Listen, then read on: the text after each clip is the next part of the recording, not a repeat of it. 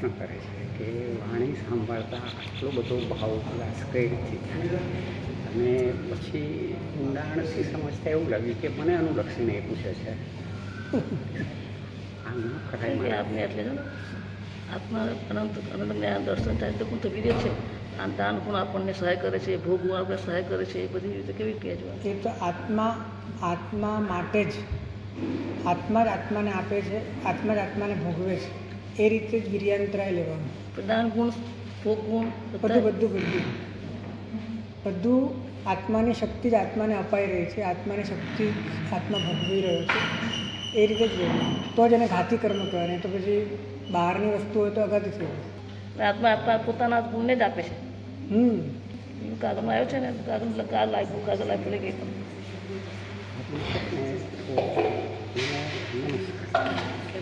હોય તમને કે નહીં, અમે તમારા ભાવોને નમસ્કાર કરીએ છીએ. મારે કંઈ કહેવાનું નથી કે મને એક એમ થઈ જાય હું ખૂણામાં બેસી જાઉં. સાહેબ આપણે કંઈ નથી, જીવવાણીનો પ્રભાવ છે. પછી મેં કહ્યું કે પ્રશ્ન તમારો છે ને મહાત્માને પૂછી.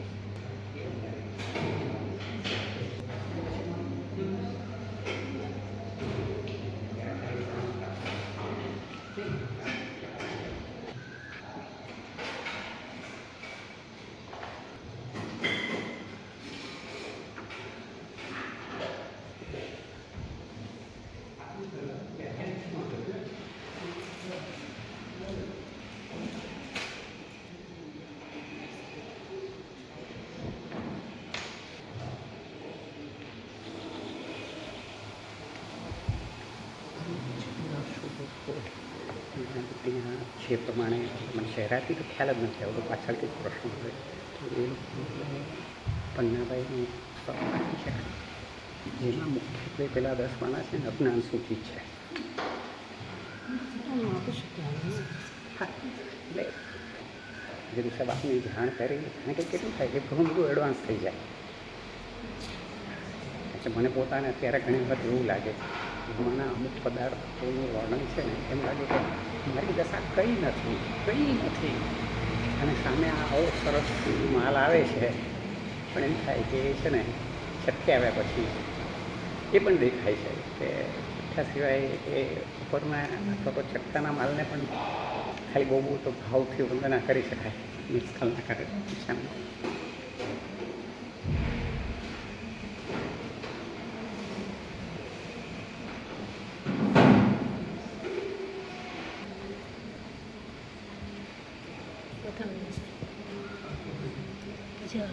પ્રવેશનો કે સમય સેવા કંઈ આવે છે?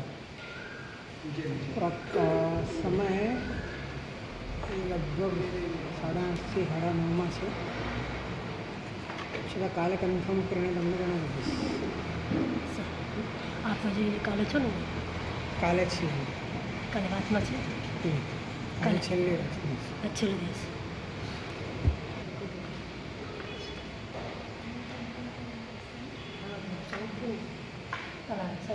સવારે પૂછવાનું કે સાંજે બપોર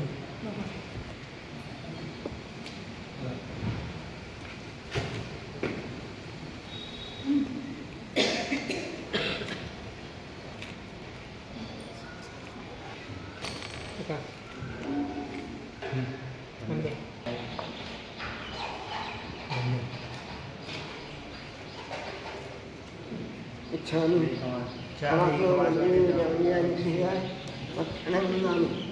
इच्छामि कमापि मल्लिव जमल्यानि शिवाय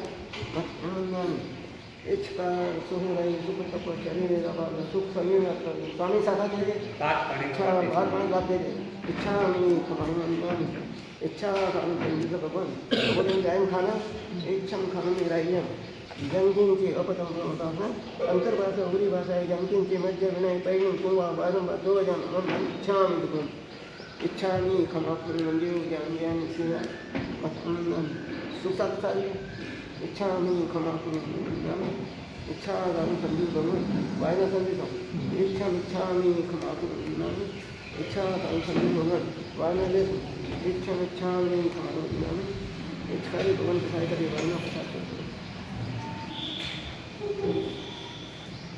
नमो रेणुकाणं नमो शुद्धाणं नमो आयर्याणं नमो वज्रायाणं नमो लोये सव्वसाहूणम् एषो पञ्चनमुक्कारो सर्वपापप्रणात्ममङ्गलान् जगद्वेषिं परमं पवै मङ्गलं नमो दुर्वाररागादिवैरिवारनिवारणे अर्हते योगिनाथाय महावीराय तायिने पन्नगे च सुरेन्द्रे च कौशिके पादसंस्पृशि निर्विशेष मनस्काय श्रीवीरस्वामिने नमः।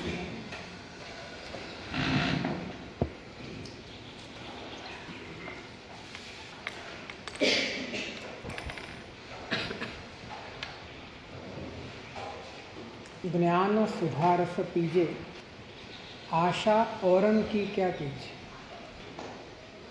બીજાની આશા શું કરે જે બીજું જ રહેવાનું હોય એની આશા શું કરે આશા બીજાની જ થાય પોતાનો તો અનુભવ થાય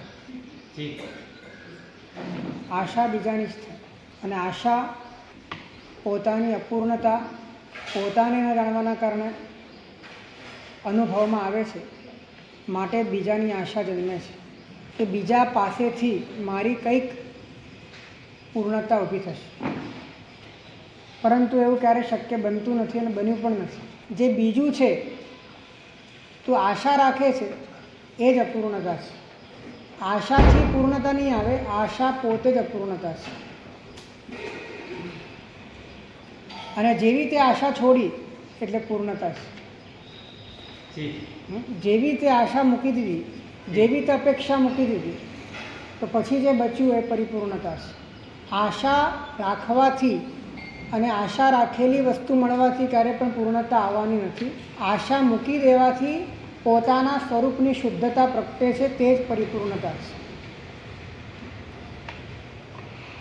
જ્યાં સુધી આશા છે ત્યાં સુધી તૃષ્ણા આશા કહો તૃષ્ણા કહો એ એક જ છે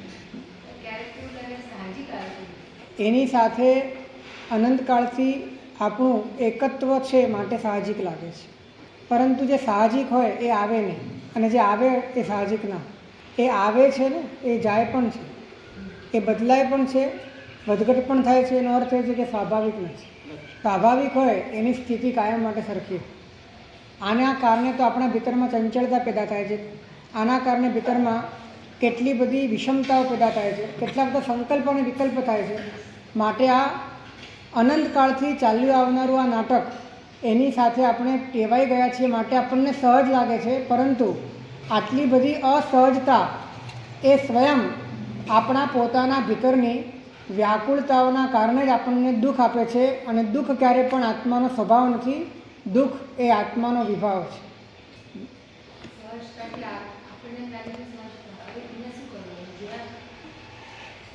સૌથી પહેલાં તો એ આવે છે એ ખ્યાલ આવે એ બહુ મોટી વાત છે આપણને ખ્યાલ પણ નથી આવતો કે આવે છે આપણે તો આવ્યા પછી એમાં જોડાઈ જ જઈએ છીએ અને એના પ્રમાણે જ કામ કરીએ છીએ એને માટે જ કામ કરીએ બનીને જ કામ કરીએ છીએ તમે થોડાક સાવધાન થાઓ ત્યારે તમને ખ્યાલ આવે કે એ આવે છે એ આવે છે ખ્યાલ આવે ત્યારે ખ્યાલ આવે કે આગંતુક છે એ આગંતુક છે ખ્યાલ આવે તો ખબર પડે કે પર છે અને પર છે એવો ખ્યાલ આવે તો ખબર પડે કે ભિન્ન છે એ ભિન્ન છે એવો ખ્યાલ આવે તો પોતાની અભિન્નતાનો બોધ થાય એ દિશામાં પોતે અંદરથી કામ કરી શકે પણ આટલી પણ સજાગતા છે આપણા ભીતરમાં કે આવે છે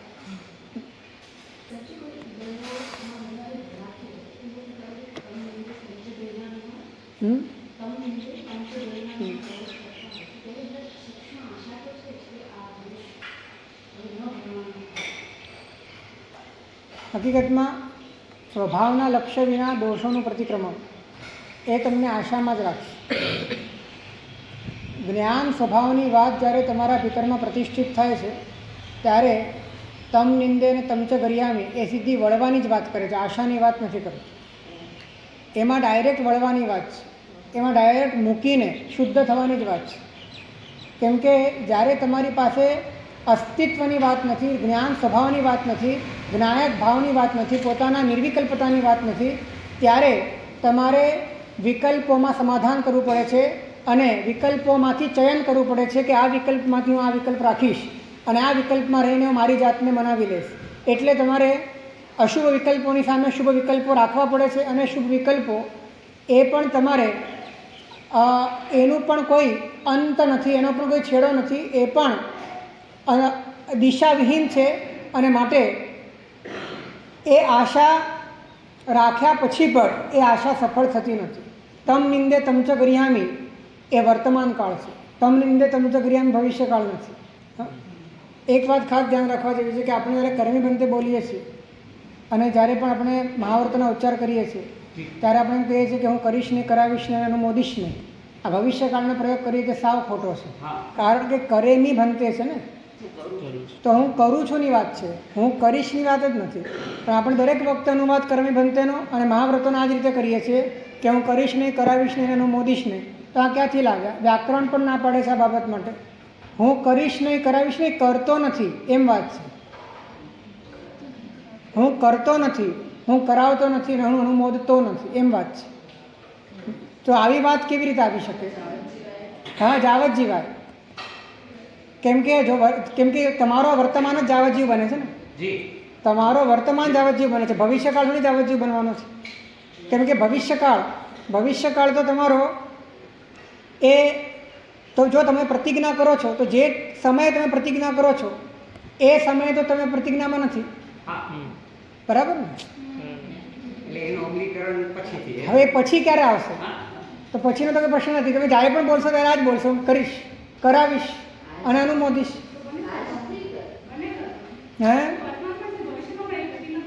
તો તમારું ભવિષ્ય જ્યારે પણ આવશે ત્યારે વર્તમાન જ હશે.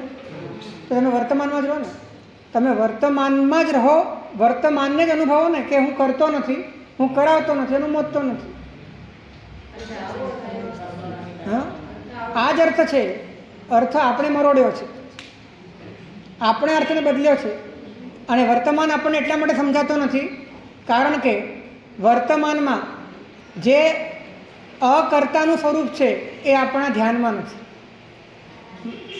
વર્તમાનમાં કરણ, કરાવણ અને અનુમોદનથી ન કરવું, ન કરાવવું ને ન અનુમોદવું એવું જે સંપૂર્ણ વિકલ્પરહિત સ્વરૂપ છે, એવું સ્વરૂપ એ આપણા અનુભવમાં કે આપણા લક્ષ્યમાં ન હોવાના કારણે આપણે વિકલ્પની ધરા ઉપર રહીને બોલીએ છીએ.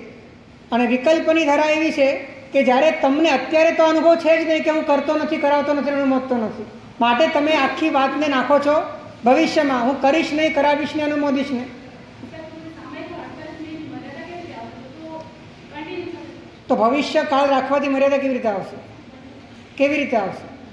ભવિષ્ય કાળ રાખવાથી મર્યાદા કેવી રીતે આવે? હકીકતમાં વર્તમાનમાં પોતાની સ્થિતિ, એની વધારેમાં વધારે સ્થિરતા એ અંતર્મુહૂર્તની હોય છે અને માટે એ જાવ નિયમમ, એ તો નિયમનો અર્થ તમારો નિયમ નથી 48 મિનિટ, પણ અધ્યવસાયોની કેપેસિટીનો નિયમ છે. ખ્યાલ આવ્યો તમને? એ અધ્યવસાયોની કેપેસિટી આટલી છે કે અંતર્મુહૂર્ત સુધી ચાલી શકે. માટે તમારે નિયમન નથી કરવાનું કે હું કરીશ નહીં, કરાવીશ નહીં, અનુમોદીશ નહીં. તમારે એ સ્વરૂપમાં રહેવાનું છે કે જે સ્વરૂપ જ એવું છે કે જે સ્વભાવથી જ કરતું નથી, કરાવતું નથી, અનુમોદતું નથી. અને એવા સ્વભાવમાં પ્રતિષ્ઠિત રહેલો વ્યક્તિ, એની બાહ્ય અભિવ્યક્તિ આવી છે કે હું કરતો નથી, કરાવતો નથી, અનુમોદતો. આપણે તો ત્યાં સુધી કરેમી ભંતે પણ વાસ્તવિક ક્યાંથી આવે છે? કેમ કે કરેમી ભંતેમાં સૌથી પહેલાં સામાયમ શબ્દ મૂક્યો છે, પછી એમ લખ્યું છે સાવજ્યમ જોગમ પચ્ચખામી. તો સામાયમનો અર્થ શું છે? સામાયમનો અર્થ સ્વભાવ છે. એટલે કે હે ભગવાન, હું સ્વભાવનો કરતા છું. હે ભગવાન, હું માત્ર સ્વભાવને કરું છું. એટલે કે હું માત્ર મારા સ્વભાવમાં જ રહું છું. આ પ્રતિજ્ઞા અહીંયા કરી છે. સાવજ્યમ જોગમ પચ્ચખામી એટલે કે સ્વભાવ સિવાયની દરેક બાબતો એની સાથેનું જોડાણ એ સાવધ્ય છે. અને એવા તમામ જોગને હું પ્રત્યાખ્યાત કરું છું. હવે જ્યાં સુધી સ્વભાવ એટલે કે સામાયિક નથી સમજાતું, કરેમી ભંતે સામાયમ, આ શરત પૂરી ન થાય ત્યાં સુધી સાવજ્યમ જોગમ પચ્ચખામી આ શરત પૂરી ના થાય. આપણે સામાયિકને સાવજ્યમ જોગમ પચ્ચખામીથી જ સમજવાનો પ્રયત્ન કર્યો છે. કરેમી ભંતે સામાયમથી સમજવાનો કોઈ પ્રયત્ન નથી કર્યો. સામાયમ આવે પછી જ પચ્ચખામી આવે. હે,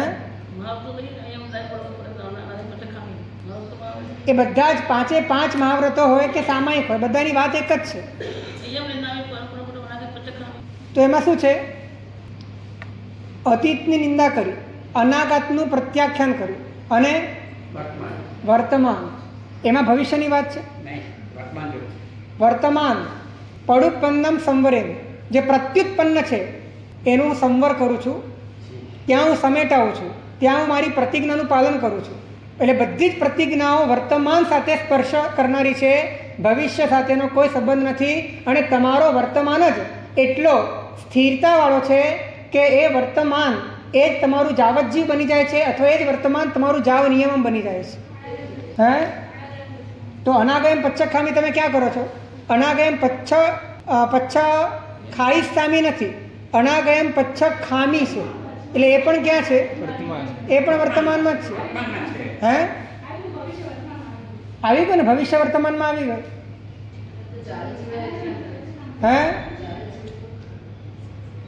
એક વાત ધ્યાનમાં રાખજો કે મારી વર્તમાનમાં રહેવાની જે આ સ્થિતિ છે, વર્તમાન સ્થિતિનો અર્થ એ છે એ મારા પોતાના જ્ઞાન સ્વભાવમાં રહેવાની મારી જે મારો જે પુરુષાર્થ છે, મારી જે જાગૃતિ છે. તો હવે મને મારી સ્થિરતા પર એટલો પુરુષાર્થ કરવા માટેની આંતરિક રીતે યોગ્યતા જણાય છે કે આ સ્થિરતાનો પરિણામ અને આ પુરુષાર્થ હું જાવત જીવ સુધી કરી શકું છું. માટે હું આનું પચખાણ લઉં છું કે આ રીતે હું કરું છું. પણ આપણે એક વાત ધ્યાનમાં રાખજો કે તમારા વર્તમાનમાં રહેવાની, તમારા જ્ઞાન સ્વભાવમાં રહેવાની, તમારી સ્થિરતામાં રહેવાની જે કેપેસિટી છે એ કેપેસિટીની ધારણા એનાથી જાવત જીવાય કે જાવ નિયમમ એની અભિવ્યક્તિ થઈ રહી છે. પરંતુ એનો અર્થ એ નથી કે તમે પ્રતિજ્ઞાને ભવિષ્યમાં લઈ જઈ રહ્યા છો. પ્રતિજ્ઞા તો તમારી વર્તમાનમાં જ છે.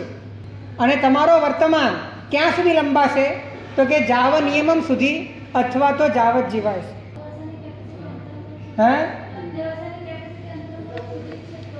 અધ્યાવસાયોની કેપેસિટી એટલે કે પરિણામ એ વીરતીના પરિણામ અંતર્મુહૂર્તમાં જતા રહે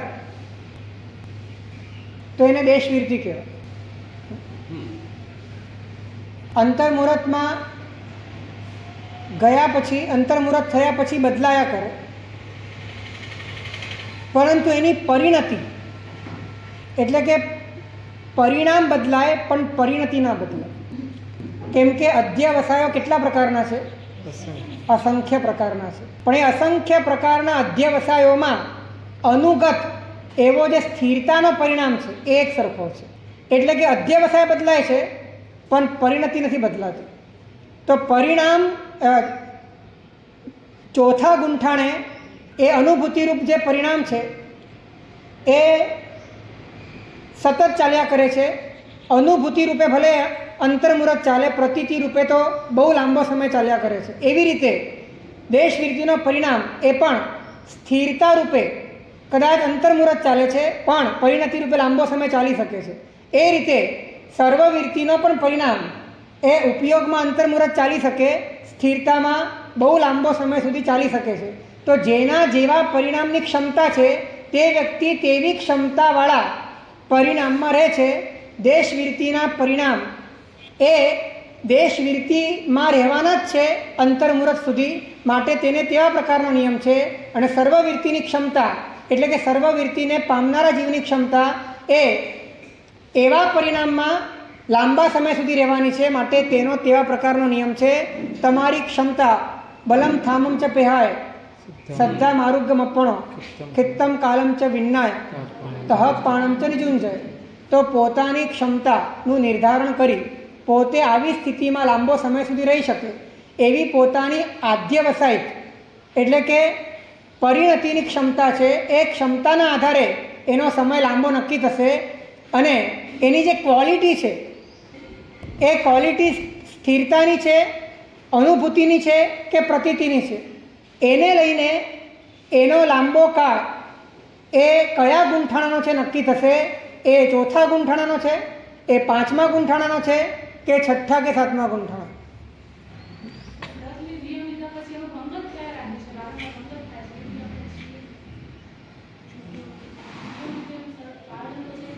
જ્યારે નિયમ લીધો ત્યારે ભંગ નહોતો. જ્યારે આપણે નિયમ લીધો, જ્યારે લઈ રહ્યા છીએ ત્યારે કદાચ વ્યવહારથી આપણા ભાવોલ્લાસ બહુ ચડતા હતા, અને આપણે વ્યવહારથી એમ કહીએ કે આપણે એ વખતે બહુ આમ ઉજ્જવળ ભાવમાં હતા. પરંતુ એ વખતે જ્ઞાનીઓની દૃષ્ટિએ આપણી પ્રતિજ્ઞા પરિપૂર્ણ થઈ નથી, કારણ કે કરેમી ભંતે સામાયમ આ વાત આવી નથી, અને સાવજ્જમ જોગમ પચ્ચખામીની વાત તે કરી દીધી છે. કાંઈ નથી. એક વાત ધ્યાનમાં રાખજો કે નાહમ પૂદગલ ભાવાનામ કરતા કાર્ય ઇતાપીન નાનું મંતાપી ચેત્યાત્મા જ્ઞાનવાન લિપ્યતે કથન. એટલે તમે જ્યારે પૂદગલના કર્તા બનો છો તમારા અનુભવથી, કર્તાનો અર્થ છે એકપણું. આ મગજમાં ફિટ કરી નાખજો. કર્તાનો બીજો આડોઅવળો અર્થ કરશો તો તમે ગોટે ચડી જશો. કર્તાનો અર્થ છે એકત્વ. તો નાહમ પૂદગલ ભાવાનામ કરતા, હું પૂદગલના ભાવોનો કરતા નથી, એટલે કે હું પૂદગલના ભાવો સાથે વસ્તુતઃ એક નથી. આવી મને અનુભૂતિ છે અને મારા ભીતરમાં ભેદ અનુભવાય છે, અને એ ભેદના કારણે હું એમ કહું છું કે હું એક નથી, એટલે કે હું કરતા નથી. અને હું જેનો કરતા ન હોઉં એનો કારયિતા પણ ન હોય, અને એનો અનુમંતા પણ કેવી રીતે બની શકું? કેમ કે મને એ વાત અનુભવથી ખબર પડી રહી છે કે આત્મા સિવાયનું આખું વિશ્વ એ પોતાના નિયમથી ચાલે છે, યાવત મારું શરીર પણ. તો હું શરીરનો પણ મારો કરતા નથી. તો આવું કરતાપણું ન હોવું એ જ સાવજ્જમ જોગમ પચ્ચખામી છે. તો આવું સાવજ્જમ જોગમ પચ્ચખામી એ ક્યાં આવેલું હતું?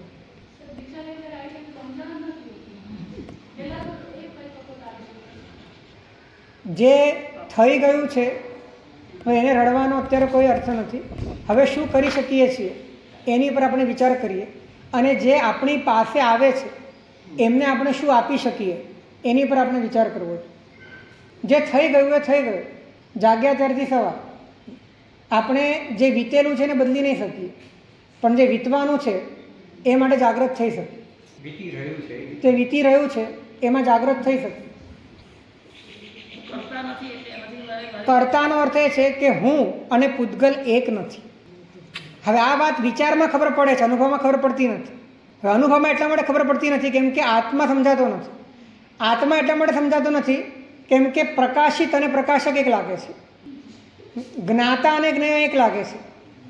એટલે જ્ઞાન અને જ્ઞેયનું મિશ્રણ તાદાત્મ્ય એટલું બધું ઘનિષ્ઠ છે કે જ્ઞેય સંપૂર્ણપણે જ્ઞાનથી વિભક્ત છે એવું સમજાતું નથી. એવું એટલા માટે સમજાતું નથી કેમ કે જ્ઞાન સ્વરૂપ યથાર્થ રીતે અનુભવાયું નથી. તો જ્યાં સુધી જ્ઞાન સ્વરૂપ યથાર્થ રીતે નથી અનુભવાતું, એટલે કે સ્વભાવ યથાર્થ રીતે નથી અનુભવાતો, ત્યાં સુધી પર પણ પર તરીકે યથાર્થ રીતે નથી અનુભવાતો. અને આ બંને યથાર્થ રીતે નથી અનુભવાતા, જીવ અને અજીવ બંને યથાર્થ રીતે નથી અનુભવાતા, ત્યારે જીવાજીવની પરિજ્ઞા જ બરાબર થઈ નથી. અને એ નથી થઈ.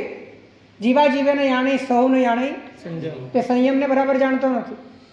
તો એના કારણે એને અંદરથી જ જે પરનો પર તરીકેનો બોધ થાય પરની સ્વતંત્રતાનો બોધ થાય, એ પરનો મારી સાથે સંબંધ નથી, શેષામે બાહિરા ભાવ, એનો અંદરથી બોધ થાય.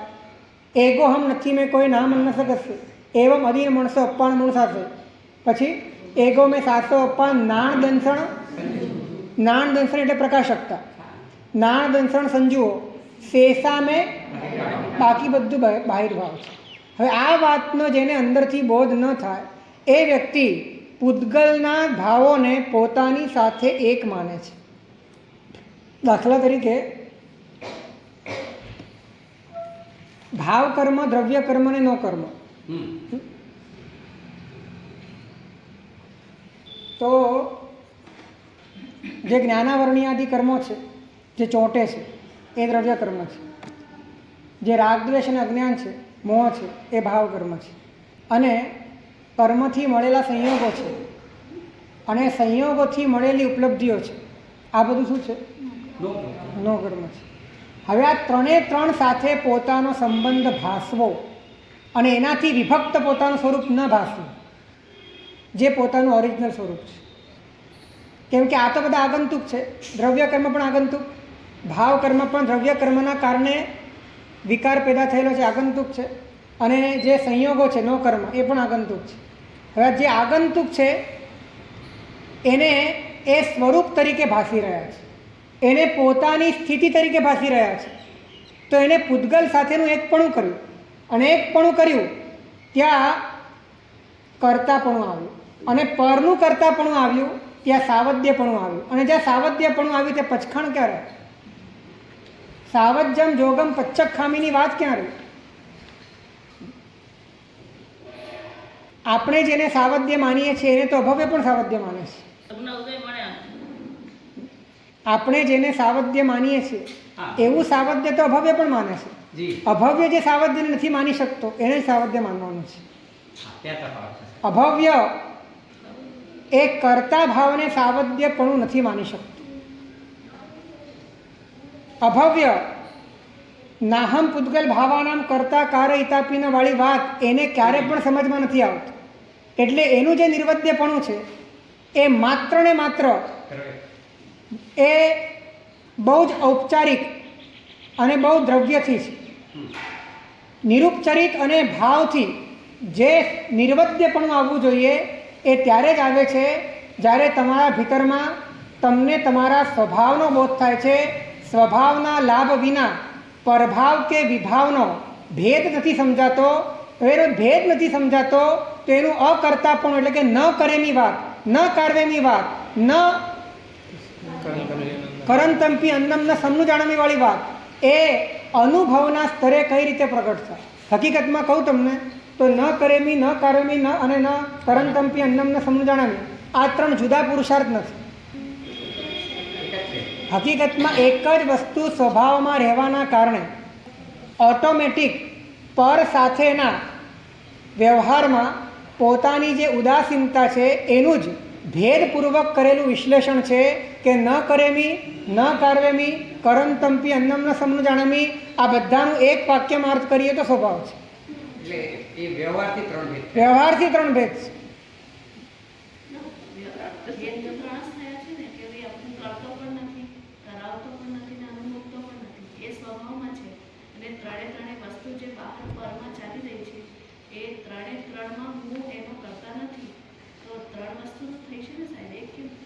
એક વાત સમજી લો કે જ્યારે તમે સ્વભાવની ભૂમિ પર ઊભા છો ત્યારે સ્વભાવ તો સ્વભાવથી જ કરતો નથી, કરાવતો નથી, અનુમોદતો નથી. બરાબર છે? તો સ્વભાવની ભૂમિ પર જ્યારે ઊભા રહો છો ત્યારે કરણ, કરાવણ અને અનુમોદનનું ન હોવું એ એક જ વાત છે. બરાબર? એનું ન હોવું એ એક જ વાત છે. હવે જ્યારે કરણ, કરાવણ અને અનુમોદન એ જ્યારે તમે મન, વચન અને કાયાના સ્તરે જુઓ છો, કરવું, કરાવવું અને અનુમોદન, ત્યારે એના ત્રણ વિભાગ છે. મન, વચન, કાયાથી વિચારશો તો 9 વિભાગ છે. 9 વિભાગ છે. પરંતુ એ મન, વચન, કાયા અને કરવું, કરાવવું, અનુમોદવું આ બધાના વિભાગ એ સ્વભાવની ભૂમિ ઉપર એ 9 નું ન હોવું એક જ છે. પણ જ્યારે તમે સ્વભાવની ભૂમિ ઉપર નથી ત્યારે 9 ન હોવું જુદું જુદું છે અને એનો પ્રયત્ન પણ જુદો જુદો છે. અને જુદા જુદા પ્રયત્નમાં તમારે બહુ જ અંદરથી એક પકડો ને એક છૂટે એવું છે. પરંતુ સ્વભાવની ભૂમિ ઉપર આવેલાને સ્વભાવથી જ 9 ન હોવું એક સાથે છે. જ્યારે ગ્રંથોમાંથી જે સૂત્રો છે એ સ્વભાવના હિસાબે જ રચાયેલા છે. જો સૂત્રો જે પણ રચાશે એ બાહ્ય સ્થિતિનું પ્રતિપાદન કરશે ક્યારે પણ. આ નિયમ છે. કેમ કે શાસન વ્યવહારથી ચાલે છે અને વ્યવહાર બાહ્ય પરિસ્થિતિઓથી ચાલે છે.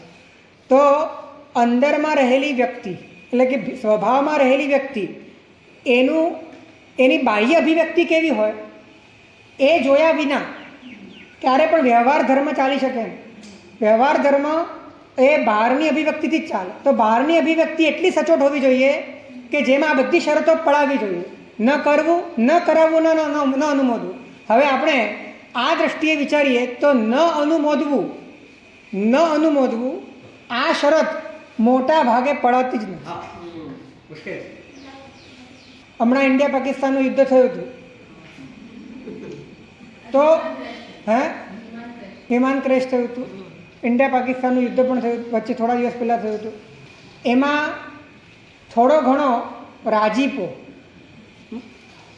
જો પાકિસ્તાનને ફટકાર વાગે એનો થોડો ઘણો પણ રાજીપો આવે છે તો અનુમોદનના સ્તરે આપણે ભાંગીએ જ છીએ, તૂટીએ જ છીએ. એવી રીતે ભીતરમાં રહેલા બધા જે પક્ષપાત છે, આપણા પોતાના અને પરાયા, તારા અને મારા, આવા જે વિભાગીકરણ છે અને એમાં થનારી જે પણ લાભ હાનિની વાતો છે એને લઈને ભીતરમાં જે અનુમોદનાનો ભાવ સહજ રીતે જાગી જ જાય છે. એનું જો પરીક્ષણ કરીએ તો એક પણ મહાવ્રત આપણું શુદ્ધ નથી. અનુમોદનનું સ્તર વિચારીએ તો લગભગ બધા જ મહાવ્રત ખતમ છે.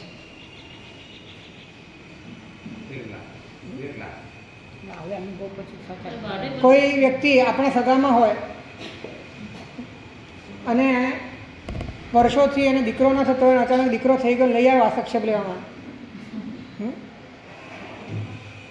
આપણે બહુ નજીકનો હોય ત્યારે ભીતરમાં જે સૂક્ષ્મપણે પણ જાગતો અનુમોદનનો ભાવ છે એ તમારું ચોથું, પાંચમું અને ત્રીજું બધું ખતમ કરી નાખે છે. થાય છે ને ખુશી.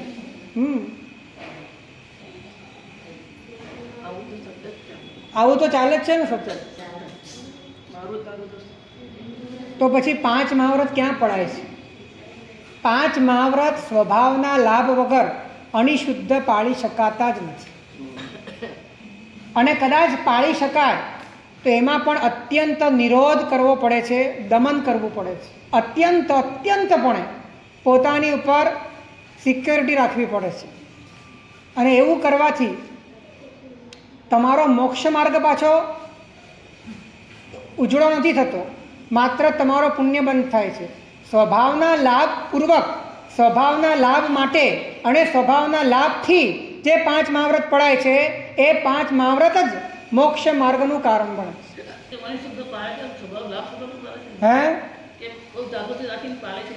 જે અતિ જાગૃતિ રાખીને પાળે છે પણ સ્વભાવનો લાભ નથી અને સ્વભાવ તરફની દિશા નથી, તો એવું પાલન અનંતી વખત આપણે કર્યું છે, અભવ્ય પણ કરે છે.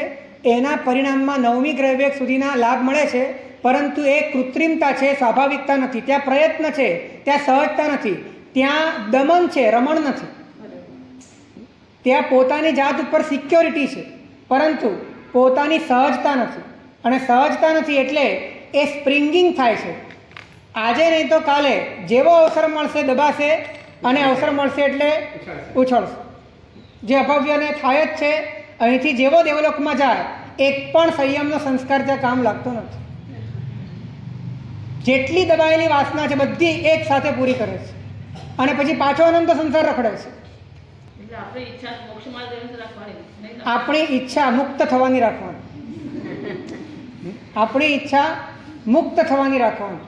કેમ કે મોક્ષે જવાની વાતમાં પાછું તમે વર્તમાનને ભૂલશો, ભવિષ્યમાં જશો અને મોક્ષની કલ્પના કરશો. જે મોક્ષ તમે જાણ્યો નથી એ મોક્ષની તમે કલ્પના કરશો અને તમે જેને જાણી રહ્યા છો એને તમે છોડવા તૈયાર નથી.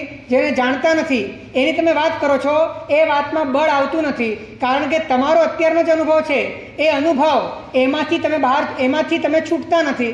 એમાંથી છૂટ્યા વગર મોક્ષ તમને મળવાનો પણ નથી ને સમજાવવાનો પણ નથી. નિર્વાણ કીધું કે નિર્વાણ પદ કીધું?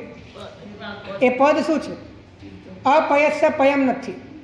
અપદને કોઈ પદ નથી. એ અપદ એટલે શું? અપદ એટલે જ્ઞાન સ્વભાવ છે. નિર્વાણ પદમપ્યકમ ભાવે તે મુહુર્મુહુર તદેવ જ્ઞાન ઉત્કૃષ્ટમ નિર્બંધો નાસ્તિ ભૂયસ. તો પુનઃ એટલા માટે મહોપાધ્યાયજીએ પોતાના ગ્રંથોમાં જીવનના સાર સ્વરૂપે સ્વભાવ લાભની વાત ઠોકીને સ્વભાવ લાભાત કિમપી પ્રાપ્તવ્યમ નાવશિષ્યતે. સ્વભાવના લાભથી વધારે પ્રાપ્ત કરવા જેવું કશું જ નથી. તમે સ્વભાવની પાછળ પડી જાઓ ને તો જેટલા પણ ગુણો છે ને એ બધા તમારી પાછળ દોડતા આવે. વૈરાગ્ય પણ આવે, સંવેગ પણ આવે, સમ પણ આવે, દમ પણ આવે, ઇન્દ્રિયોનો નિગ્રહ પણ આવે, તમારી અંતર્મુક્તા પણ આવે. બધા જ ગુણો તમારી પાછળ દોડતા આવે અને એક પણ ગુણોનો તમને અભિમાન ના આવે. પણ તમે ગુણોની પાછળ પડો પણ સ્વભાવની પાછળ ન પડો તો બની શકે કે તમારા જીવનમાં કૃત્રિમતા આવે, બહિર્મુખતા આવે, અહંકાર આવે, પ્રસ્તુતિ આવે, પરફોર્મન્સ આવે, પ્રદર્શન આવે. ગુણો એ રીતે મેળવો કે ગુણોની જરૂરત તમને ભાસે અને ગુણો તમારા માર્ગમાં સહજ રીતે પ્રગટ થાય. ગુણો તમારી પાછળ આવે, તમારા લક્ષ્ય સાથે અનુરૂપ થઈ જાય, અનુકૂળ થઈ જાય. અને ગુણો એ તમારી દ્રષ્ટિ ગુણ તરફ ન હોય, તમારી દ્રષ્ટિ લક્ષ્ય તરફ હોય. અને લક્ષ્ય તરફ દ્રષ્ટિ હોવાના કારણે ગુણો સ્વાભાવિક રીતે આવી જાય અને ગુણોનો ઉપયોગ પણ થઈ જાય. પરંતુ એ ગુણોનું અભિમાન તમારા ભીતરમાં ના આવે, આવી દ્રષ્ટિ હોવી જોઈએ. ખંતિ, મદ્દવ, અદ્દવ, મુક્તિ આ બધા જ વચગાળાના ગુણો છે જે લક્ષ્યના અનુરોધથી, લક્ષ્યની પ્રતિષ્ઠાથી, સ્વભાવ પ્રત્યેના તમારા પોતાના આંતરિક આંદોલનથી સ્વાભાવિક રીતે પ્રગટ થનારા છે. પરંતુ જો તમે સ્વભાવને ભૂલી ગયા અને ગુણો કેળવવા ગયા તો એ ગુણોનો અહંકાર તમારા ભીતરમાં આવવાની પૂરી સંભાવના. તમે ક્ષમા કેળવશો તો ક્ષમાવાન થઈ જશો અને વૈરાગ્ય કેળવશો તો વૈરાગી થઈ જશો. અને આ દરેક આઈડેન્ટિટી તમારા માથા ઉપર ભમ્યા કરશે અને તમને અહંકારી બનાવશે કે તમે અહીં સુધી પહોંચી ગયા. કેમ કે સ્વભાવના લાભની વાત, મુખ્ય વાત, નિરંજન અને નિરાકાર સ્વરૂપની વાત, જ્યાં તમે બચો જ નહીં અને જે બચે એ માત્ર ને માત્ર તમારું સ્વાભાવિક સ્વરૂપ હોય એવી સ્થિતિની વાત, જ્યાં સુધી તમારા મનમાં જડબે સલાક નહીં બેસે ત્યાં સુધી સૌ સાધન બંધન થયા, દરેક સાધન બંધન થઈ શકે.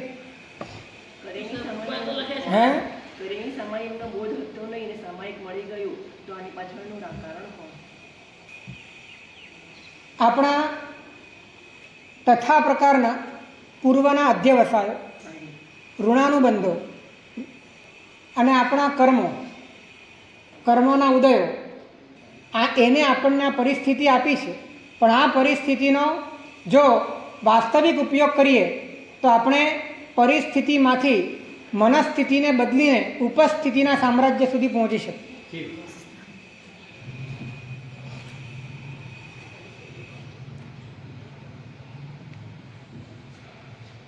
આખો પ્રયાસ ક્યાંક ને ક્યાંક સહજ થવાની જગ્યાએ અસહજ થયો છે, અંતર્મુખ થવાની જગ્યાએ બહિર્મુખ થયો છે, ઉપશાંત થવાની જગ્યાએ ઉત્તેજિત થયો છે, મધુર થવાની જગ્યાએ સંક્લિષ્ટ થયો છે, રસાળ થવાની જગ્યાએ નીરસ થયો છે. અને પછી આપણે દોષ બીજાને આપીએ છીએ. દોષ તો આપણી પદ્ધતિનો છે કે આપણે પ્રતિજ્ઞાને ઓળંગીને પ્રતિજ્ઞા પાડીએ છીએ. પ્રતિજ્ઞાના પહેલા ચરણને ઓળંગીને પ્રતિજ્ઞા પાડવા ગયા કે પહેલું ચરણ ન ખોલે ત્યાંથી બીજું ચરણ ખુલતું જ નથી. સામાયમ ન ખુલે ત્યાંથી પચ્ચક ખુલતું જ નથી.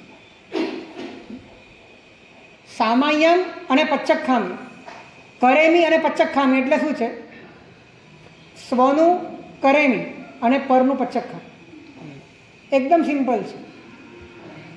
સ્વનું કરેમી છે અને પરનું પચખાણ. દરેક સૂત્રોમાં સ્વ પરના ભેદને પાયામાં રાખીને જ દરેક સૂત્રોની રચના થઈ છે.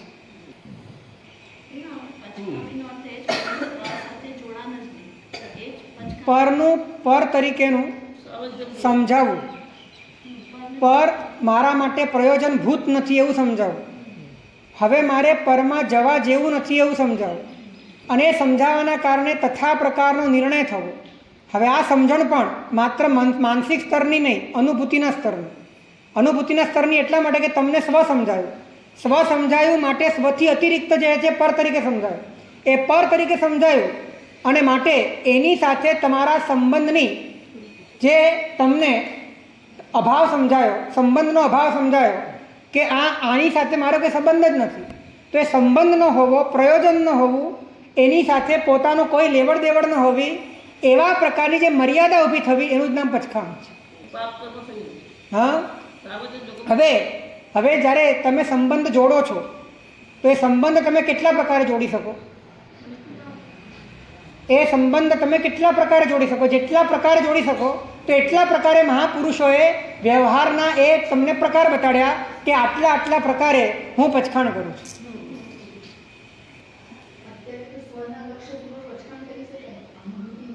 પણ એ લક્ષ્ય પણ તમારું બહુ સ્પષ્ટ હોવું જોઈએ. એ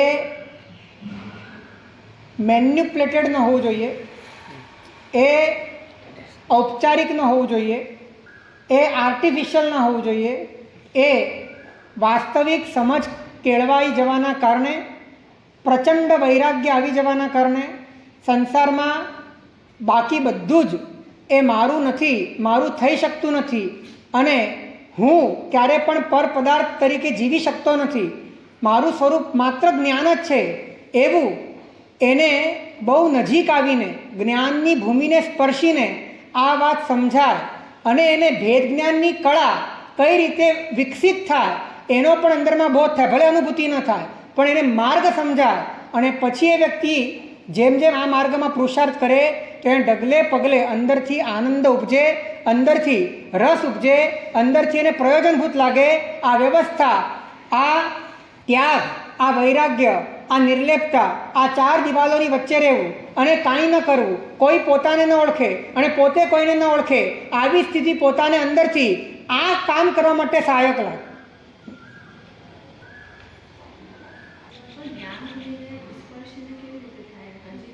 જ્ઞાન ભૂમિનો અર્થ આપણે ગયા વાચનામાં કર્યો હતો.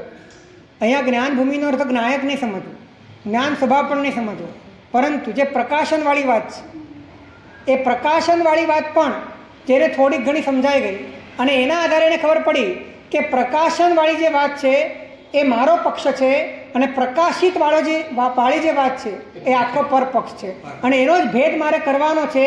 અને એ ભેદ કરવા માટે આ વ્યવસ્થા બહુ સુંદર છે. અહોભાવ થાય અને એ વ્યવસ્થાનો પોતે સર્વાંગીણ ઉપયોગ કરે અને અંતર્મુખ થાય. અહીંયા આવ્યા પછી જો આપણે ગુંગળાઈ જતા હોઈએ, સફોકેટિવ આપણને લાગતું હોય, આપણને એમ લાગતું હોય કે કંઈક કરવું જોઈએ જેથી સમાજ આપણને ઓળખે, સંઘ આપણને ઓળખે, આપણે આગળ વધવું જોઈએ અને આગળ વધવા માટે આપણી પાસે ભક્તો જોઈએ અને શિષ્યો જોઈએ અને એ શિષ્યોને ભક્તોને મેળવવા માટે આપણે તરકીબો કરવી જોઈએ અને એ તરકીબો માટે જે કરવું પડતું હોય એ બધું જ કરવું જોઈએ અને એને માટે પછી શાસનનું નામ આપવું જોઈએ. આ બધી જ વિષમતા ક્યારે પેદા થાય છે? એ બધું ન છતાં પણ આ શાસ્ત્રો ભણીએ કરીએ એ બધું શું કરવું? હે એ બધું ના આપણે શું કરવું? કથામાં આપણે ભાવ આપવાનું ન હોય, આપણે આટલું જ કરવાનું હોય તો પણ આપણે આનાથી આ શાસ્ત્ર ભણીએ, આ શાસ્ત્ર ભણીએ, આ વાંચીએ તો આપણને વૈરાગ આવે તો એક મન થાય છે. જે વ્યક્તિ બહિર્મુખ છે એ વ્યક્તિ પોતે પોતાની મર્યાદામાં બહિર્મુખતાનો વ્યાપ વધારે છે. જે વ્યક્તિ બહિર્મુખ છે એ વ્યક્તિ પોતે પોતાની મર્યાદામાં અને પોતાની રુચિ પ્રમાણે, પોતાની કેપેસિટીપૂર્વક અને પોતાની ક્ષમતાપૂર્વક, પોતાની સ્કિલ પ્રમાણે પોતાની બહિર્મુખતાનો વ્યાપ વધારે છે. એક વાત કહું કે તમે અંતર્મુખ છો એવું બીજાને લાગે એ માટે જીવતા હોઈએ ને તો પણ બહિર્મુખતા જ છે. આત્મા માટે કરતા હોઈએ પણ આત્મા સમજાતો નથી. આત્મા માટે કરતા હોઈએ પરંતુ વૈરાગ્ય થતો નથી. આત્મા માટે કરતા હોઈએ, પરંતુ આત્માને સમજવા માટે અંદરથી જ્ઞાન સ્વભાવને, પ્રકાશક સ્વભાવને, સાક્ષી ભાવને કે દ્રષ્ટા ભાવને સમજવા માટે અંદરથી આપણે સજ્જ થતા નથી. આપણે કાયમ આમ બહાર ધસી આવતા હોઈએ, બહાર પડી જતા હોઈએ.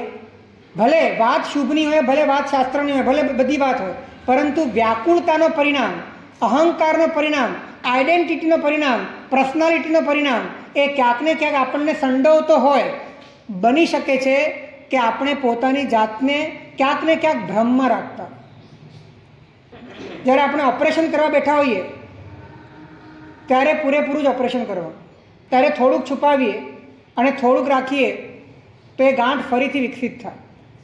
જ્યારે ઓપરેશન કરીએ ત્યારે પોતાની દરેક ભૂલને સારી રીતે જોવાનો પ્રયત્ન કરવો છે. આપણે ક્રોધને કરે ક્રોધને ક્ષમાથી રોકવો જોઈએ, આમ કરવો જોઈએ, જાણીએ છીએ પણ થઈ જાય પછી રોકવો જોઈએ, ખોટું કરવું જોઈએ.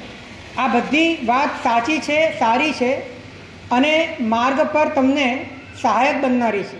પરંતુ જેટલી માર્ગ માટેની આપણી જાગૃતિ છે એટલી મંજિલ માટેની પણ જાગૃતિ હોય તો એ માર્ગ પ્રશસ્ત બને છે. જેટલી માર્ગ માટેની જાગૃતિ છે એટલી મંજિલની જાગૃતિ હોય તો માર્ગ અનુસંધાનવાળો બને છે, પ્રશસ્ત બને છે.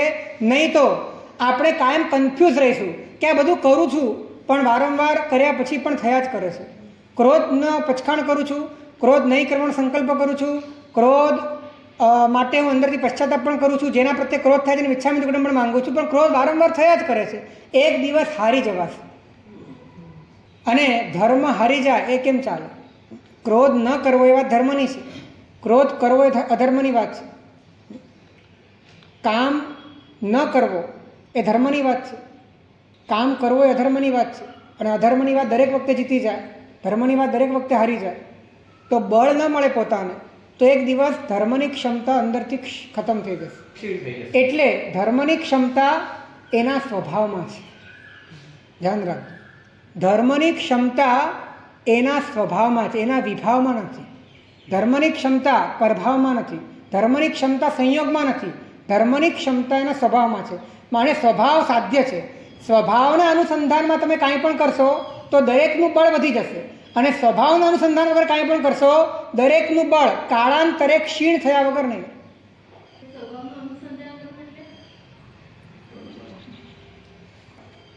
ઘણા દિવસ થયા આપણી વાત હવે સમજાવવું જોઈએ. હવે મેં કશું જ બાકી નથી રહ્યું. સ્વભાવના અનુસંધાનની એક પણ પ્રક્રિયા હવે બાકી નથી. હે તમે પ્રયોગ જેટલા પણ તમને સમજાયા છે એ પ્રયોગમાં જો તમે ઉતરો તો મોટા ભાગના પ્રશ્નો તમારા સમાપ્ત થશે. અને બીજા નંબરમાં પ્રયોગમાં ઉતર્યા પછીના જે પ્રશ્નો છે એ તમારા માટે આગળ તમને લઈ જનારા છે. પણ પ્રયોગમાં ઉતરશો નહીં, વાતને સમજશો નહીં, વાતને અપનાવશો નહીં, વાતનો અંગીકાર કરશો નહીં તો પ્રશ્નો જીવનભર માટે ઊભા રહેશે અને પ્રશ્નોનું ક્યારે સમાધાન નહીં થાય.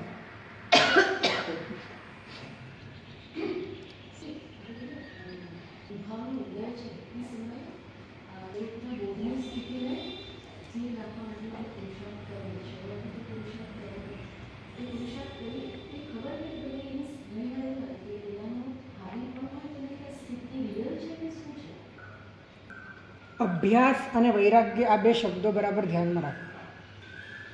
અભ્યાસનો અર્થ છે પોતાની સ્થિતિનું વારંવાર આવર્તન કરવું અને વૈરાગ્યનો અર્થ છે પરથી વિમુખ થવું. પરની નિરર્થકતાનું ભાન થવું એ વૈરાગ્ય છે અને સ્વસ્થિતિનું આવર્તન થવું એ અભ્યાસ છે. અભ્યાસ વૈરાગ્યાભ્યામ તન નિરોધ પાતંજલિનું યોગસૂત્ર છે. અને આ જ વાતને મહોપાધ્યાયજીએ પણ અધ્યાત્મસારની અંદર ટાંકી છે.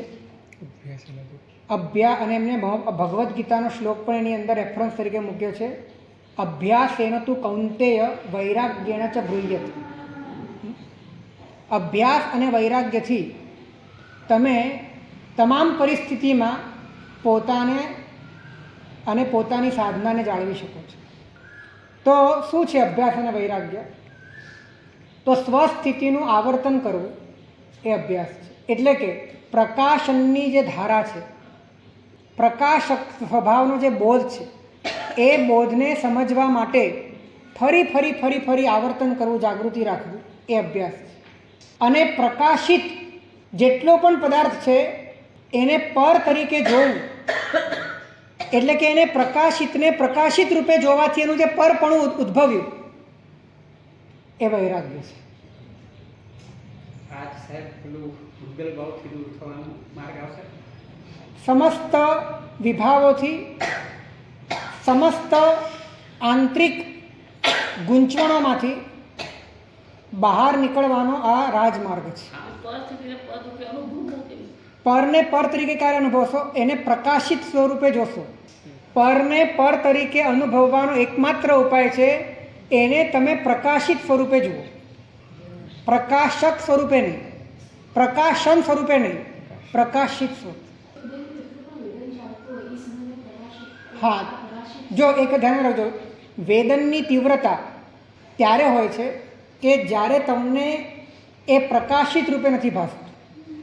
જ્યારે તમને પ્રકાશિત રૂપે ભાસે છે ત્યારે તમારી ચેતનાનો જે પ્રવાહ એની સાથે એકમેક થઈને તાદાત્મ્ય રચતો હતો એને પ્રકાશિત રૂપે જોવાથી એ આખો પ્રવાહ પ્રકાશન રૂપે અવસ્થિત થઈ જવાના કારણે તમારો વેગ વિભાવોનો એ ઘણો મોટા ભાગનો સમેટાઈ જાય છે.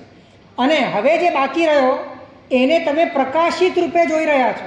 તો પ્રકાશિત રૂપે જોવા માત્રથી અને પ્રકાશનનું બળ વધવાથી અચાનક ઓઝલ થઈ જાય છે, અચાનક એ વિડ્રો થઈ જાય છે, ડિઝોલ્વ થઈ જાય છે. ખબર જ નથી પડતી.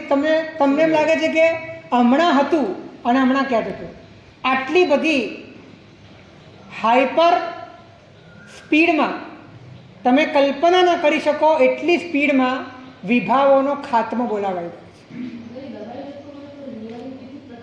દબાઈ ક્યારે જાય? જ્યારે દબાવવા માટે છે ને વિભાવ પ્લસ વિભાવ જોઈએ. વિભાવ અને પ્રકાશન બે સામ સામે આવી ગયા તો દબાશે નહીં, એ નીકળી જશે. વિભાવ પ્લસ વિભાવ હશે તો દબાશે. બૌદ્ધિક સ્તરે પ્રકાશન અનુભવાય છે એનો અર્થ છે કે વિકલ્પ છે. વિકલ્પ પ્રકાશન નથી, કેમ કે એ પણ પ્રકાશિત થશે. આપણે ગઈકાલે જ વાત કરી કે એ પણ પ્રકાશિત થશે. તો જેટલું પ્રકાશિત થાય છે, અને તમને એક મહત્ત્વની વાત કરવી છે કે જેટલું પણ પ્રકાશિત થઈ રહ્યું છે એ પ્રકાશનમાં જ પ્રકાશિતનું પ્રકાશન થઈ રહ્યું છે. આ સમજવાની વાત છે.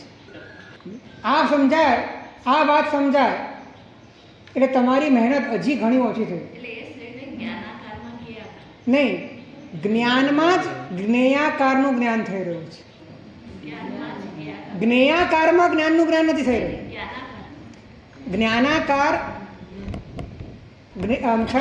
જ્ઞાનાકારમાં જ્ઞેયાકાર અને વિભાગ આ બંને ક્યાં જણાઈ રહ્યા છે? જ્ઞાનાકારમાં. એટલે કે તમારે પ્રકાશનને વિભાવ અને જ્ઞેયાકાર તરફ લઈ જવાની જરૂર નથી. અમે એમ કહીએ છીએ કે પ્રકાશનમાં જ વિભાવ અને જ્ઞેયાકારનું પ્રકાશન થઈ રહ્યું છે. પ્રકાશન વ્યાપક છે અને એની અંદર જ વિભાવ અને જ્ઞેયાકારનું પ્રકાશન થઈ રહ્યું છે. તો તમારી વ્યાપ્તિ વિભાવ સાથે નહીં થઈ શકે. તમારી વ્યાપ્તિ એ જ્ઞેયાકાર સાથે નહીં થઈ શકે. તમારી વ્યાપ્તિ પ્રકાશન સાથે થશે. વ્યાપ્તિ એટલે સમજો છો ને? વ્યાપ્તિ એટલે કે નિયમ, વ્યાપ્તિ એટલે કે નિશ્ચિતતા. તમારી નિશ્ચિતતા, કેમ કે વિભાવ પણ શેમાં આવ્યા? તો કે પ્રકાશનમાં આવ્યા. અને પ્રકાશન એટલે કે તમે જ. જ્ઞેયાકાર પણ શેમાં આવ્યા? પ્રકાશનમાં આવ્યા. પ્રકાશન એટલે તમે જ. તો વ્યાપક કોણ બન્યું? પ્રકાશન. તો તમે કોણ બન્યા? પ્રકાશન. તો તમારી વ્યાપ્તિ વધી. તમારી વ્યાપ્તિ પ્રકાશન સાથે થશે. તમારી વ્યાપ્તિ જ્ઞેયાકાર સાથે કે વિભાવ સાથે નહીં થાય. અને એના કારણે પ્રકાશનની સ્થિતિ સમજાતાની સાથે વિભાવોમાં તમારું જોડાણ જ્ઞેયાકારમાં તમારું જોડાણ, હું અને મારું એનું ચક્ર એક જ ક્ષણમાં આંખના પલકારામાં ખતમ થઈ ગયું. નિરાકાર કે વિભાવ સતુર કહેવાય. જ્ઞેયાકાર માટે થનારો અભિપ્રાય તે વિભાગ, જ્ઞેયાકાર માટે થનારો અભિપ્રાય તે પ્રકાશિત પ્રકાશિત લાગવું જોઈએ. પ્રકાશિત છે એવો વિચાર કામ નહીં લાગે. આ પ્રકાશિત છે એવો વિચાર કામ નહીં લાગે. આ પ્રકાશિત છે એવું પ્રકાશન થવું જોઈએ. આ પ્રકાશિત છે એ વાત તમને અનુભવમાં સમજાવવી જોઈએ.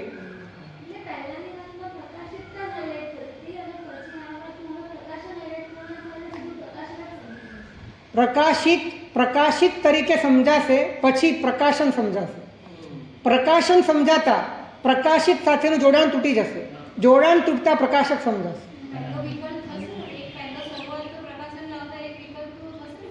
ગઈકાલે વાત કરી હતી એ પ્રમાણે એક વિકલ્પ થશે અને છેલ્લો વિકલ્પ પણ પ્રકાશિત થશે. છેલ્લો વિકલ્પ પણ પ્રકાશિત થશે અને પ્રકાશિત થતાં પ્રકાશનનું શુદ્ધ સ્વરૂપ પ્રગટશે અને પ્રગટ થતાં પ્રકાશક સમજાતા જ્ઞાયક ભાવ સમજાઈ જશે. અત્યારે અભ્યાસમાં તો એ ચાલે છે ને, અત્યારે પ્રકાશ જે જોઈ રહ્યો છે એ પણ અત્યારે તો આપણે જ્ઞેયાકારમાં હવે જે જોઈ રહ્યો છે એ પ્રયત્નપૂર્વક જોઈ રહ્યો છે તો એ પ્રકાશિત થઈ રહ્યો છે. હા બોલો. એ પ્રકાશિત થઈ રહ્યો છે તો તમે વિચારો કે પરમાત્મા તમને કેટલા વળગીને રહેલા છે. પરમાત્મા તમને કેટલા બધા વ્યાપ્ત થઈને રહેલા છે કે તમે કાંઈ પણ કરી છે જ તો તમારી નજર ક્યાં હોવી જોઈએ? પ્રકાશન, પ્રકાશન તરફ. જેટલી પ્રકાશન તરફ તમારી નજર હશે એટલી તમારી આસક્તિઓ ખરી પડશે, તાદાત્મ્ય તૂટી જશે, બંધનો ખરી પડશે અને તમે મુક્ત થતા જશો. અને મુક્ત થયેલા એવા પોતાના સ્વરૂપને જ્યારે તમે અંદરથી અનુભવશો, પ્રકાશક સ્વરૂપને, ત્યારે તમે બહુ સહજતાથી આ સૂત્રને સમજી શકશો. કરેમી ભંતે સામાન્ય. જ્ઞેયાકાર એ પ્રકાશનમાં થયેલા બધા સંસાર. જ્ઞાનાકાર ક્યાં છે? પ્રકાશન એ જ જ્ઞાનાકાર. પ્રકાશન એ જ્ઞાનાકાર. પ્રકાશન એ જ જ્ઞાનાકાર. પ્રકાશનમાં જે દેખાય છે એ બધું જ જ્ઞેયાકાર. એ જ્ઞેયાકારને લઈને જે ઉઠે છે એ બધા વિભાવ. અને વિભાવ પણ શું છે? વિભાવ પણ શું છે? અને તમામ જ્ઞેયાકાર શું છે? પ્રકાશિત. તમામ જ્ઞેયાકાર પ્રકાશિત છે. અને પ્રકાશિત છે એવું સમજાયું ત્યારે તમે કોણ થઈ ગયા? અને પ્રકાશન એ કોની સાથે છે? તો આત્મા કેટલો નજીક છે, આત્મા કેટલો સમીપ છે. તમે આત્મા જ છો અને આત્મામાં જ આ બધું છે. આત્માને પામવાનો નથી, આત્મા જ આ બધું પામી રહ્યો છે. અને એ આત્મા જ્યારે તમને સમજાય છે ત્યારે તમારી બધી જ વાત તમને તમારામાં સમજાય છે. તમારે ક્યાંય જવાનું નથી, તમારી સ્થિતિમાં જ તમે છો. આવી વાત જ્યારે તમને સમજાય છે ત્યારે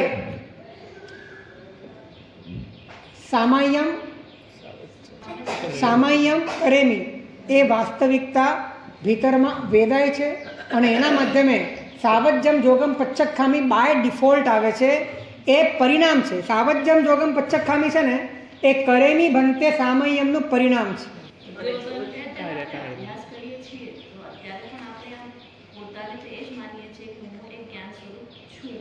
અને પછી હવે જે એવું જે તમે માન્યું એ તો મનથી માન્યું. હવે બુદ્ધિથી માન્યું. એ બુદ્ધિએ કામ શું કરવાનું છે?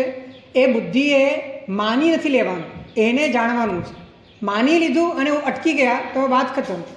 જૈન શાસન માણવાની વાત કરતું નથી, જાણવાની વાત કરે છે. અહીંયા તમે ડાયરેક્ટ અનુભવ જ કરો. અહીંયા ડાયરેક્ટ તમે અંદરથી એને પ્રત્યક્ષ જ કરો. એને તમે સંવેદનના સ્તર પર લઈ આવો તો તમને દિશા ચોક્કસ મળે કે હું જ્ઞાન સ્વરૂપ છું એવું તમે વિચારો. પણ એ વિચાર્યા પછી અટકવાનું નથી, કેમ કે વિચાર પણ પ્રકાશિત છે. તો તમને લક્ષણ આપ્યું કે જ્ઞાનનું લક્ષણ પ્રકાશ છે. તો એ લક્ષણને ધ્યાનમાં રાખીને તમારે એ તરફ દ્રષ્ટિ કરવાની છે, એને સમજવાનો પ્રયત્ન કરવાનો છે. અને એને સમજવા માટેની સૌથી પહેલી પ્રોસેસ એ છે કે જેટલું પણ જણાય છે એ બધાને તમારે શેમાં નાખવાનું છે? બધું જ પ્રકાશિત. તો પછી છેલ્લે જે બચશે એ પ્રકાશન બચશે. આ રીતે ભેદ જ્ઞાનનો પ્રયાસ, સાચુકલો પ્રયાસ, માત્ર કલ્પનાથી નહીં, માત્ર વિચારથી નહીં, માત્ર માણીને નહીં, માત્ર સૂત્રથી કે શાસ્ત્રથી નહીં, પોતાના સંવેદનથી ભેદ જ્ઞાનનો અભ્યાસ જ્યારે થાય છે ત્યારે પોતાના જ સંવેદનમાં પોતાનું અભેદ સામ્રાજ્ય પ્રગટ થાય છે. અને અભેદ સામ્રાજ્ય પ્રગટતા આપણને આપણા સંયમ જીવનની સાર્થકતાનો અનુભવ થાય છે. કારણ કે આ સંયમ જીવન આ ક્ષણ માટે છે. મહોપાધ્યાયજી એમ કહે છે ને કે તારા માટે સંયમ પાળ્યું, ક્રિયાઓ કરી, તપ કર્યો. તુમ કારણ સબ સંયમ ક્રિયા કહો ક્યાં લગી કીજે. ક્યાં સુધી કરીએ અમે આ બધું? ચેતન અબ મોહે દર્શન દીજે. હે ચેતન, હવે અમને તું દર્શન આપ. તો સકલ સંયમની સર્વ અનુષ્ઠાનની સાર્થકતા સ્વભાવમાં સ્થિર થવાથી, અને સ્વભાવમાં સ્થિર થવાથી સંયમ, વૈરાગ્ય સહજ અને સ્વાભાવિક બને છે. અને એના માધ્યમે આગળના ગૂંઠાણા પોતાના જીવનમાં આવે છે. 12 મહિનામાં અનુત્તરવાસીનું સુખ કહેવાય તો આવી રીતે 12 મહિનામાં અનુત્તરવાસીનું સુખ લેશાઓ વધારવાથી નથી આવતું. લેશાઓ સ્વયં વધે છે. અંતર્મુક્તા છે માટે લેશાઓ વધે છે. અંતર્મુક્તા વધારવાથી નથી આવતી. જ્ઞાન સ્વભાવમાં સ્થિર થવાથી આવે છે.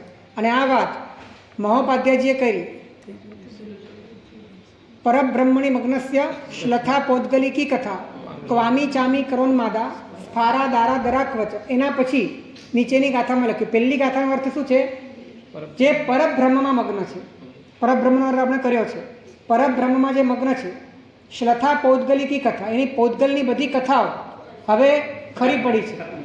ક્વામી ચામી કરોન્માદા એટલે કંચન અને કામિની એ બધા પ્રત્યેનો અંદરનો લગાવ ખતમ થઈ ગયો છે.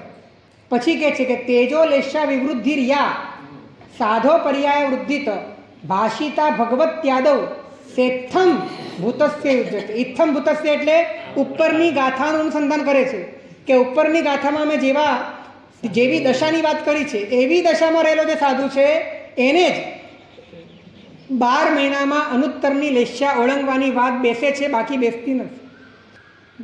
આપણે આ દશા સુધી પહોંચી શકીએ, એની સ્પર્શના કરી શકીએ, ક્ષણેક વાર માટે પણ એનો સ્વાદ ચાખી શકીએ અને મનુષ્ય ભાવને સાર્થક કરી શકીએ એવી સંભાવના 100% છે. આ કાળમાં આવું ન થઈ શકે. આ મગજમાંથી ભૂસો કાઢી નાખે. આ કાળમાં ન થઈ શકે તો પરમાત્માનું શાસન આ કાળમાં ન હોઈ શકે. આ કાળમાં છે માટે જ પરમાત્માનું શાસન આ કાળમાં છે. અને તમે જાગો ત્યારે આ થઈ જશે.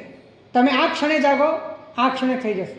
તમારા જાગવા ઉપર નિર્ભર છે, તમારા સંવેગ અને વૈરાગ્ય ઉપર નિર્ભર છે, તમારા અભ્યાસ અને નિર્વેદની તીક્ષ્ણતા ઉપર નિર્ભર છે. તમારો પુરુષાર્થ જેટલો અંતર્મુખ થશે એટલું જલ્દી કામ થશે અને આ કાર્ય થશે તો સમજો કે ભવનું કાર્ય થશે. આ કાર્ય થશે એટલે અનંતકાળનો સંસાર ખાબોચિયામાં પરિવર્તિત થઈ જશે. 5 ભવ, 7 ભવ, 15 ભવ તમને સંસાર પોતાના ખોળામાં રાખી શકશે. એનાથી વધારે સંસાર પણ તમને ટકાવી નહીં શકે. આ તાકાત સ્વાનુભવની છે. આ તાકાત સમ્યક દર્શનની છે. આ તાકાત સ્વભાવના લાભની છે. અને એવો સ્વભાવને લાભ પામવા માટે ઉત્તરોત્તર પુરુષાર્થ કરવા જેવો છે. બીજા બધા જ પુરુષાર્થ આ પુરુષાર્થ સાથે સંલગ્ન કરવા જેવા છે. એક પણ પુરુષાર્થ છોડવા જેવો નથી. એટલે જે આપણે પણ પુરુષાર્થ આદરેલા છે વ્યવહારના, એ બધા જ પુરુષાર્થ એ દોષના નાશ માટે અને આત્માના વિકાસ માટે જ ભગવાને જ બતાડ્યા છે. પરંતુ ભગવાને આપણે જે રીતે કરીએ છીએ તે રીતે નથી બતાડ્યા, સ્વભાવના અનુસંધાનપૂર્વક બતાડ્યા છે. એટલી કડી ખૂટી રહી છે, એ કડીને આપણે પૂરવાની છે. કશું છોડવાનું નથી. દરેકને સમન્વય કરીને સ્વભાવના લાભ માટે આપણે સંપૂર્ણપણે સજગ થવાનું છે. અને એ સજાગતા આપણને આ જીવનની સાર્થકતા સુધી પહોંચાડે એ અભ્યર્થના આજે વાંચના સમાપ્ત થાય છે. હવે અમારે પણ દિવસો થોડા છે. યાત્રા કરવાના ભાવ છે. સિદ્ધવડ જવાનું છે. 23-24 તારીખે સિદ્ધવડમાં અમારો મુહૂર્ત પ્રમાણે પ્રવેશ છે. જે પણ સાધ્વીજી ભગવંતો સિદ્ધવડ પધારવાના છે એ સાધ્વીજી ભગવંતોને અષાઢ સુદ દસમનો પ્રવેશ છે. એટલે કે આમ આરાધકોનો પ્રવેશ અષાઢ સુદ 12નો છે પણ સાધ્વીજી ભગવંતો જેટલા પણ પધારવાના છે એ બધાનો પ્રવેશ અષાઢ સુદ દસમનો છે. અમારો પ્રવેશ જેઠ વદી 14નો છે. એટલે હવે યાત્રા વગેરેના કારણોથી હવે વાંચના નહીં થાય, પરંતુ જેટલી વાંચના થઈ છે એ વાંચનામાં મોટા ભાગે આંતરિક માર્ગની સ્પષ્ટતા થઈ છે. આંતરિક માર્ગનો મહિમા થયો છે. આંતરિક માર્ગને સમજવા માટે અલગ આયામો અને અલગ અલગ પ્રયોગો પ્રસ્તુત થયા છે. અને જેને જાગવું છે એને માટે તો એક વાક્ય કાફી છે. આટલું બધું મળ્યા પછી એમાંથી પોતાને સ્પર્શતી વાત, પોતાને અડતી વાત, પોતાને જેના માધ્યમે અંદરથી વિકાસ થાય એવી વાત, એનો સ્વીકાર કરી જીવનમાં ભગીરથ પુરુષાર્થ કરવો જોઈએ. કારણ કે આ અવસર મનુષ્યપણું દુર્લભ છે. મનુષ્યપણામાં તત્વની વાત દુર્લભ છે, અને તત્વની વાત સાંભળ્યા પછી એની શ્રદ્ધા થવી દુર્લભ છે, અને શ્રદ્ધા થયા પછી એનું આચરણ દુર્લભ છે. આ દુર્લભતાની વાત એને અનંત પૂતગલ પરાવર્તોના હિસાબમાં સમજવા જેવી છે. અને જો આ ક્ષણ ચૂકાઈ ગઈ તો પછી પાછા અનંત પૂતગલ પરાવર્તો ઊભા છે. માટે આ ક્ષણ ચૂકવી નથી અને અંદરથી જાગી જવું છે. સત્યમ્મી ધીમ કુવહ આચારામ સૂત્ર ભગવાન મહાવીર એમ કહે છે, સત્યમાં તારી બુદ્ધિને કર, તારા સાચા સ્વરૂપમાં તારી પ્રજ્ઞાનો વિનિયોગ કર. તું તને સમજવા માટે તારી એડી ચોટીનું બધું જોર લગાડી દે. તારી જીવનની સમસ્ત ઉર્જા માત્ર એક સ્વભાવના લાભ માટે ખર્ચી કાઢ. બીજું કશું જ કરવાનું નથી. આ જ કરવાનું છે. આ સિવાય કશું કરવા જેવું નથી. અને આ કરવા માટે જે દિશા જોઈએ, જે દ્રષ્ટિ જોઈએ, એ પરમાત્માની જ્યારે અસીમ કૃપા થાય છે, કર્મ સત્તાની પણ મહેર થાય છે, ત્યારે ગુરુ ચેતનાના માધ્યમે શબ્દોના સ્વરૂપે એ ભાવ આપણને મળે છે. તો આ ભાવને સંભાળીને રાખજો, સાચવીને રાખજો, એનું સંવર્ધન કરતા રહેજો, અને એને એના સાર્થકતા સુધી પહોંચાડવા માટે, સંવેદનના સ્તર સુધી પહોંચાડવા માટે, એને અનુભૂતિનો સ્પર્શ આપવા માટે જે વિરક્તતા, ઉપશાંતતા, સહજતા, આંતરિક મુમુક્ષુતા જોઈએ, એને તીક્ષ્ણ કરીને, એને અત્યંત તીવ્ર કરીને આ કાર્યને આ ક્ષણે જ મારે સમાપ્ત કરવું છે એટલી આંતરિક પ્રજ્વલિત ધારા સાથે પોતાના પુરુષાર્થને આદરવા માટે પ્રયત્ન કરીએ. એ જ અભ્યર્થના જીવનમાં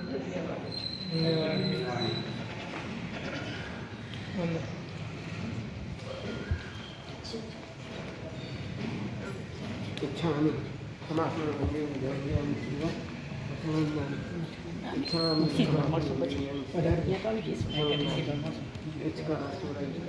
स्वामी સાથે इच्छामि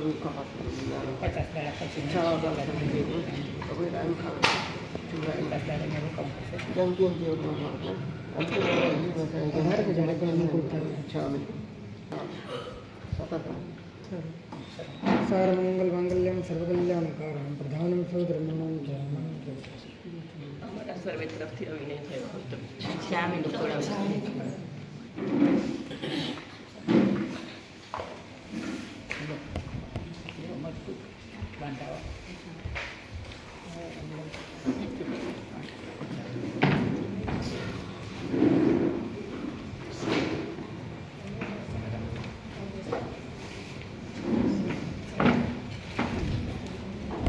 આમ કહેવાય છે મનુષ્યતાના એ પહેચાની શકે એને, પછી હજી પ્રભાવ જતું જ નથી. અને આમ કહેવાય છે કે સામેવાળાને કારણ કે શું છે, એ વધારે પકડાવતા હોય સમજી લે કે અહીંયા કને છે, મારનો કોઈ પ્રશ્ન નથી, તો છતાં હજી પોતાનો હજી વિભાવ છૂટતો જ નથી. બધા બાકી માર્કેટ જાણી ગયા અભ્યાસથી છૂટું એ અભ્યાસથી છૂટે. એ છોડવા માટે બીજું કામ નહીં લાગે. એ તો કંઈ એ તો સવાલ નથી એના વગર તો કંઈ કામ નથી કહેવાય મોક્ષ નેત્રો એ ઓળખી શકે પણ હવે આ ખાલી ઓળખવાથી એમને એમ થાય ખાલી કહેવાય ને ત્યાં સુધી ઓળખાણ એ ખાતી કહેવાય એમ. ઓળખાણ સાચી એમાં કોઈ બેમત નથી પણ એ આપણા પોતા માટે કાચી એમ ત્યાં સુધી એમ.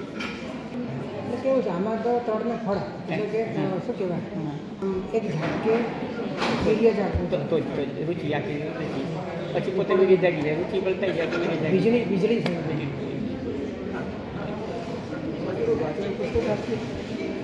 દ્રષ્ટિ પરિવર્તનનો પુરુષાર્થ ये नहीं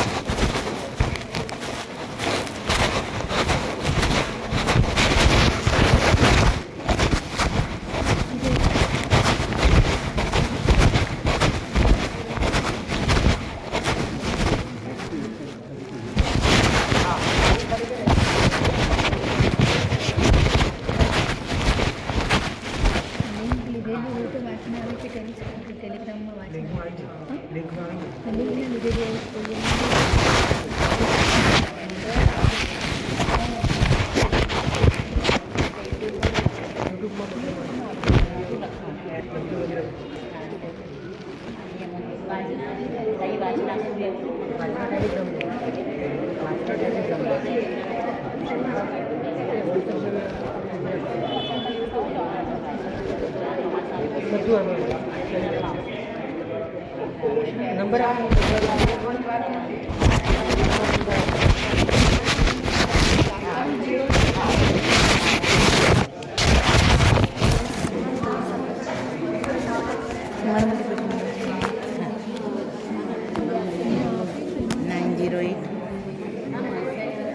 लिंक मोकलाव करो.